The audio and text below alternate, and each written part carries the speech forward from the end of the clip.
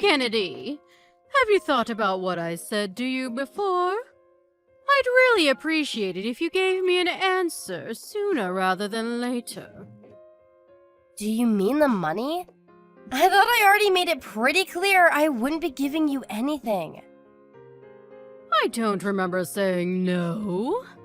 You just said you'd think about it and left it at that. I did, but then I told Graham to tell you we wouldn't be giving you anything after me and him discussed it together. We're already sending you more than enough money to help out with your monthly living expenses as it is. I have no idea why you think you need more. That said, it's not that we don't want to help out, it's just that things might get rough for us financially if we gave you any more money than we already are. Things might get rough financially for you? Oh, how dramatic! You must be joking! I heard about your monthly wage, that is. 5 figures? Is it true? I take it Graham told you? Is that why you're asking me for more money all of a sudden? So what if it is? It's not like you can't afford it. I'm an old age pensioner with no income. If you have the leeway to help out, why not use it? Just because I make decent money doesn't mean I can afford to give it away. Besides, you're fully aware that me and Graham have 2 kids to look after. Why would you make such ridiculous demands of us when you know how much it costs to raise children? Obviously, I know that. What of it? What of it? You act like it's irrelevant. Even if things aren't so bad for us now, no one knows what the future might bring. It's no secret the economy's in the gutter, and it'd be irresponsible of us to not have some money put aside in a savings account for the event of an emergency. We seriously don't have as much leeway as you seem to think we do. You're not the only one bringing in money. My son works too. I simply do not accept that between both of your salaries combined, you can't afford to give your poor mother-in-law a helping hand. I really don't want to get into this with you, but if you insist on pressing the matter, you should know our outgoings are set to go up an awful lot real soon. Just because I got a pay raise doesn't mean we have money going spare. We have the kids' schooling to think about. One's moving up to high school and the other's going to college soon. Tuition fees aren't cheap. We genuinely can't afford to give you any more money than we already are. Oh dear, how disappointing. I really thought you were different, Kennedy. But it seems you're just the same as everyone else. This is precisely why it's such a bad idea for women to work. None of this would be happening if you stayed in the kitchen where you belong and let my son manage the finances. Women's liberation was a mistake. What the hell's that supposed to mean? You suddenly think you're so special just because you're bringing in a little money, don't you? Well, you're not, Missy. Don't get too big for your boots. Back in my day, arrogant women like you, who didn't know their place, got promptly put back in it. I'm really not trying to be arrogant. I may only be your mother-in-law, but that still makes me your mother. Even if I weren't, I'm still several decades your senior, which makes me your superior. In spite of that, you don't show me the proper respect, and don't you think you are being rude? What does what you're asking me to do have to do with respect? Even if you are my superior. Financial decisions of the kind you're asking me to make aren't something to be taken lightly. My answer would be the same if you were the Queen of England. There you go again with your far-fetched, nonsensical arguments. You might think you sound clever, but all you're really doing is exposing your own selfishness. If this is your attitude with me, I shudder to imagine how you must treat my poor son. Does he even love you anymore? I can assure you, you don't need to worry about us. Would you mind just focusing on your own affairs? Things between me and Graham are great. Are they really? I wonder. I seriously doubt it. By the way, don't think I don't know that you made my son start doing housework lately. I didn't make him do anything. He volunteered because my work hours went up. I still do what I can when I can. Graham understands my situation and we work together as a team. It's easy enough to say that, but I wonder, what's the reality on the ground like? This sassy attitude you're giving me right now is simply unacceptable. As a wife, as a daughter-in-law, unacceptable. You clearly don't know your place in this family if you think this is any way to speak to me. I'm sorry if you feel like I've been rude to you. That was never my intention. I'll be more careful from now on.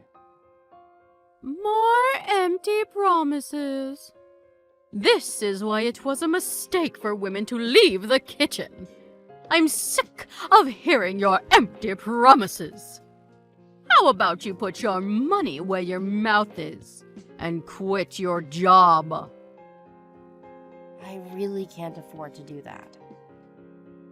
Well, no one ever asked me about this, and I don't consent. How can my poor son possibly be happy under this arrangement? There's not a man on the planet who could feel like a real man with his wife out earning him. You've neutered the poor boy. Bertha, please. How many times do I have to tell you? We're both fine with it. Forgive me, but if that's everything, I have things to do.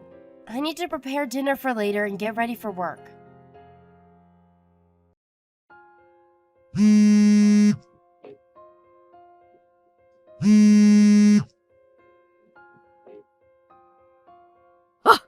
Kennedy? Kennedy. Excuse me, Kennedy. Are you there, young lady? Why won't you answer the phone? How dare you ignore a phone call from your mother? I've never encountered such rudeness in my life. Bertha, please. You have to stop doing this. I'm at work and can't speak on the phone right now. You spam called me yesterday, too. Please stop it. You have no idea how inconvenient it is when you do this in the middle of my work. I'm asking you nicely here. Oh, I forgot you asked me not to. Anyway, forget that. The real question is, why are you still at work? I made it very clear you were to quit your job, didn't I? I do hope the process is underway and you didn't disobey me again. Were you actually being serious? I assumed you were joking. As if I'd joke about such a thing. I'm as serious as it gets. I see. Well, even still, that doesn't change my answer. Impossible is impossible, and that won't change. Impossible this, impossible that. You're such a negative Nancy. It's always doom and gloom with you. Back in my day, when times were tough, we pulled our socks up and we got on with it. You young people today don't know how easy you have it. And you, especially you. All you seem to be capable of doing is complaining.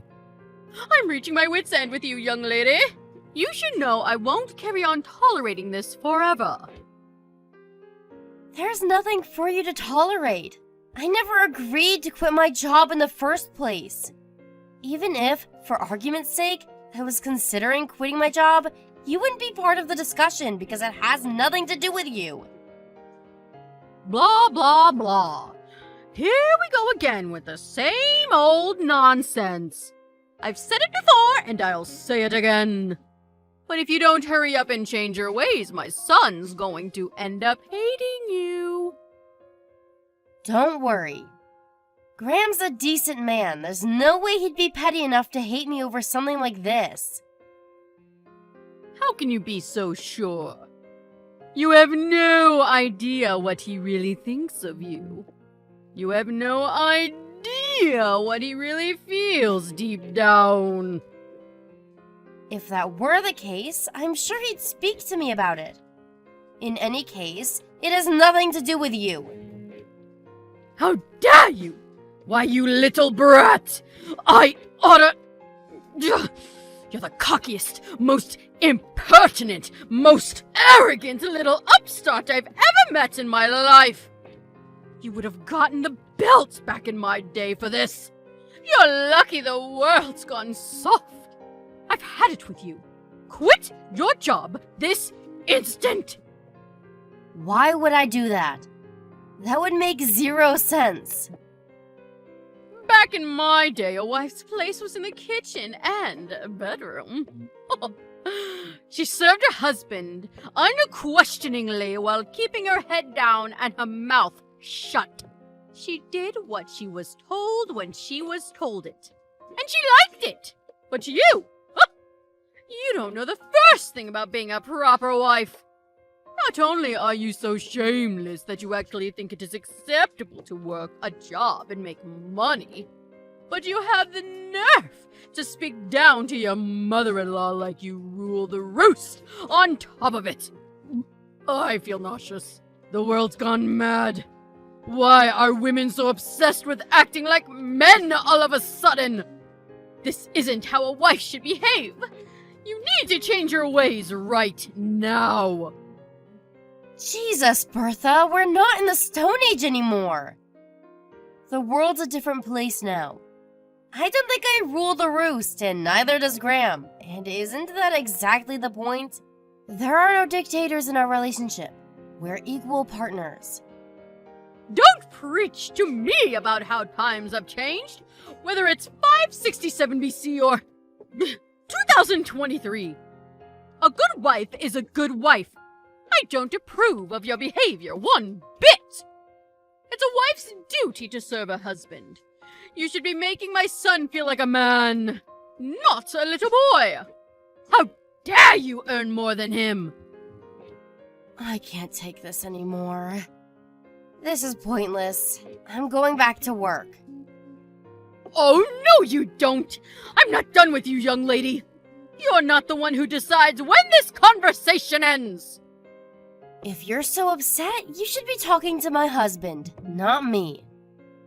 If it turns out he agrees with you, maybe then I'll consider what you're saying. Until that time comes, we're done here. You mean you're done taking responsibility for your behavior? All you're doing is burying your head in the sand because you can't bear to consider you might actually be wrong. Go on. Escape, you coward! I'm not escaping from anything. I just see 0 point in talking to you any further. If you want to kick up a fuss, do it on your own somewhere out of sight where you can't bother me. I suggest you think very carefully about how you proceed from here. Because if you don't change your ways, you'll regret it. I assure you of that. And when you do, don't come crawling back to me, because I won't hear a word of it. I can assure you I won't regret a thing. Have you realized what an idiot you've been yet? Well, I said it before, and I'll say it again. Don't come crawling back to me. It's too late to apologize now. You had your chance. What do you want this time, Bertha? Nothing's changed, you know. I still don't want to talk to you. Ugh! You're the least feminine woman I've ever encountered. You may as well have a beard. My poor son. You think you're so clever. Well, mark my words. You're in for a rude wake-up call very, very soon. Really? Good for you. So was that all you wanted, or are we done here? Since you're so dead set on disobeying my orders and staying at that damn job of yours, I called your company and told them to fire you instead. Not long now. It's almost over for you! Now that you mention it, I did just hear something about that. So it was you, was it? Well, prepare yourself, 'cause you're about to get arrested. My condolences. What are you talking about? All I did was tell them to fire my arrogant daughter-in-law. What's wrong with that? It's certainly not an arrestable offense. That's the most laughable thing I've ever heard. What's wrong with it? Everything. But you're right. That alone isn't an arrestable offense. Duh. We know that, Captain Obvious. You still tried to scare me with it, though. The fact you'd think I'd be afraid of something so pathetic is hilarious. I'm cracking up here. You should really let me finish. I said that alone isn't an arrestable offense. What's that supposed to mean? Sure, you wouldn't get arrested for one poxy phone call to my company. But that's not all you did, is it? Something tells me there was more. Are you going somewhere with this? Stop beating around the bush! If you're gonna say something, hurry up and spit it out. For example, you wouldn't have happened to, I don't know, gone around bad-mouthing me to anyone else, would you? Friends, acquaintances, neighbors, anyone like that? You know, spewing your usual hatred about me to as many people as humanly possible. No, I did no such thing. But even if I did, what's the problem? I'd be well within my rights. You really didn't, huh? You know it's wrong to tell lies, Bertha. Shut your insolent mouth! I just told you I didn't! You didn't answer my question! What would be the problem if I did? Lord knows you deserve to be bad-mouthed. Ugh! Just hurry up and tell me already! If you really didn't do it, there's no point in telling you. I mean, why would I if it has nothing to do with you? Wait a sec. If you're so desperate to find out, does that mean you did after all? How many times do I have to tell you? No, I did no such thing! But, well, you've piqued my curiosity. There's no harm in telling me, is there? Just think of it as idle gossip between your mother and daughter. You seem so desperate to tell me that I'm willing to hear you out. Ugh. Enough already, just tell me. Well, if you put it that way, and this is only hypothetical, but if, for example, it was found out that someone had been going around spreading malicious rumors about me, they'd be arrested for slander. Slander? For a harmless little rumor? Hardly a big deal. Why the need to kick up such a fuss? Harmless? That's debatable. If the person who heard the rumor thought badly of me as a result, it wouldn't be harmless, would it? Well, that's just how rumors are.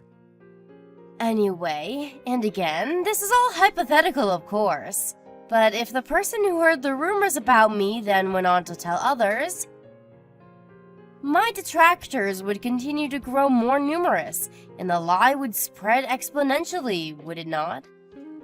What if it carried on spreading like that? Can you really say that'd be harmless? Because to me, it seems like I'd come out of the whole thing a lot worse off than I was before. Even still, wouldn't dragging the police into it be a bit extreme?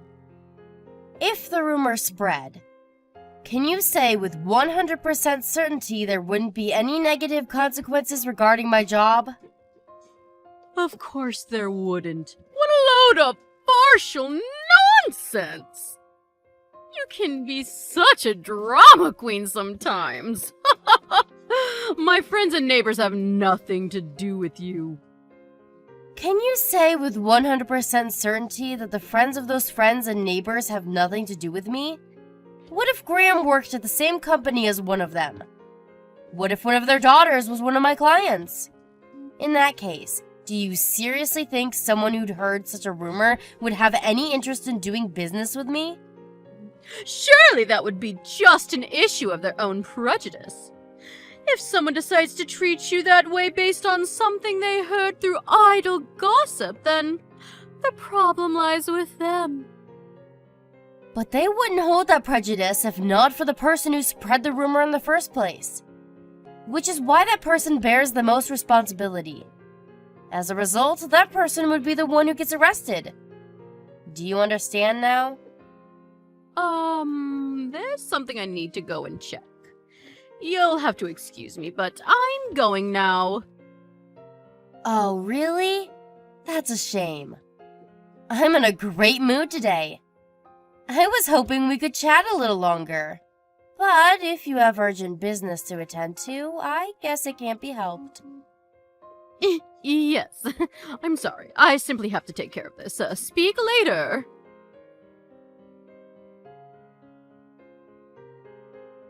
Hi there, Kennedy. Is it your day off work today? Do you have some time to talk? Sure, it's my day off. I guess. Why? What's wrong? Well, you know how you were saying about me getting arrested a few days ago? I was just wondering what the status on all that is. I just haven't heard anything. Could it be that they're not going ahead with it? Oh, that? Yep. The arrest won't be happening now. Sorry if I panicked you. Really? I won't be getting arrested. Yeah, I did talk to the police. But they said since the damage done to me was ultimately small and inconsequential, it would be difficult for them to pursue. Ah, I knew it! I told you! I knew you were exaggerating to try to intimidate me. There's no way I was ever going to get arrested over something so trifling! Sorry for the inconvenience. I let an insufficient understanding of the law go to my head and talk down to you very self-importantly. I'm really sorry. So you should be. People like you always think they can get away with talking down to others. This is why women shouldn't be in the workplace. And they certainly shouldn't be making as much money as they do. It goes straight to your heads. I hope you have a long, hard think about your behavior. You're right, I should. This whole thing has been super embarrassing. I feel so silly. But there is one more thing. Since you're not getting arrested, I decided to take you to court instead. Me and Graham will be paying you a visit real soon. Huh? You're taking me to court? You are taking me to court? Yeah. Well, to be precise, me and Graham are taking you to court. You might not be getting arrested, but you absolutely will be paying me compensation. So make sure you save up diligently for the payout you're gonna owe me after the trial. No. No, this is not happening. Just hold your horses, young lady. How can you do this? Didn't the police tell you to give up? They just told me it'd be difficult to pursue criminal charges against you. That doesn't mean I can't file it as a civil matter. Even still, who takes their own mother-in-law to court? What's wrong with you? We're family! And my son! What the hell has gotten into that boy? You have lost your minds! Me and Graham both decided on this together. We concluded that our lives would be better without you and your jealous shenanigans in it. Your appeals to family are meaningless now. We're strangers. Jealous shenanigans? What am I supposed to be jealous of? You demanded that I send you more money the moment you heard about my salary. Then, as soon as I told you I had no intention of doing what you were asking, you started barking orders at me to quit my job. If that's not jealousy, what is? Alright, fine. Maybe you do have a point.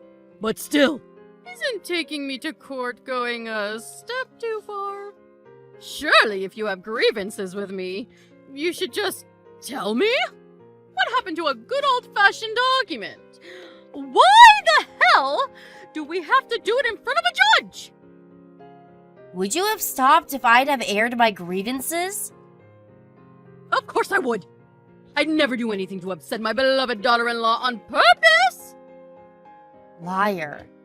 You seem to be conveniently forgetting that in actual fact, I told you to stop countless times, but you weren't having any of it. You left me no choice but to take legal action. Sadly, this is the only language you seem to understand. I apologize for everything. I'm sorry. Please, can we just stop with all this talk of court? You really think begging and pleading with me is gonna work after all this time? Please! What are my friends and neighbors going to think if they hear my own son and daughter-in-law are taking me to court? My reputation in this town will be dragged through the gutter. I'll be finished. How am I supposed to live like that? I could have very easily met the same fate as a result of your malicious rumors. You didn't care about that when you were spreading them, so why should I care now? You don't have a leg to stand on. What goes around comes around, Bertha. How could you be so horrible? Do you take pleasure in trying to paint this frail old woman as a villain? Don't you feel sorry for me? You're only a frail old woman when it suits you. You were happy enough to call me every name under the sun and make slanderous phone calls to my company in an attempt to trick them into firing me when you thought you could get away with it. You didn't seem particularly frail back then. You don't deserve an ounce of respect, and you'll never get it from anyone because you're nothing more than a bitter, manipulative old hag. We won the court case against my mother-in-law without a hitch. The hateful rumors she'd gone around spreading about me were so numerous and appalling that gathering enough evidence to bang her to rights was a walk in the park. Thanks for making it easy, Bertha. Between that and the slanderous phone calls about me she made to my company, which was of course recorded, you could say our victory was a foregone conclusion. The amount of compensation she was ordered to give us wasn't particularly huge, but when word that her own son and daughter-in-law had taken her to court for slander got out, the trial bore fruits aplenty. The effects on her life were disastrous. Those she once called friends now pointed fingers and mocked her behind her back, and with all neighbors at a 20-house radius now being aware of her misdeeds, she became the laughingstock of the whole street. To add insult to injury, Graham declared he was breaking off all ties with her. Having lost everything and facing constant reminders of her shame and disgrace every time she left the house, she decided to move out of state. Thanks to her no longer being here to boss me around with her absurd demands, I was able to return to my normal, relaxed life. And now, me and Graham are happier than ever. Another added bonus of having cut all ties with the wicked mother-in-law is that now I can use the money I used to send her on the kids and to save up for our future together as a family. All's well that ends well.